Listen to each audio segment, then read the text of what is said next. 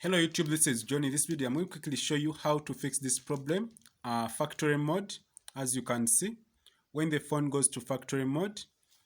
So at times, when it gets stuck, I want you to click on volume down key and power button, hold them, then the phone will reboot.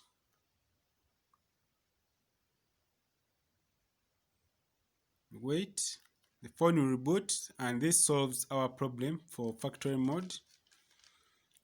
So after that, you can switch on your phone.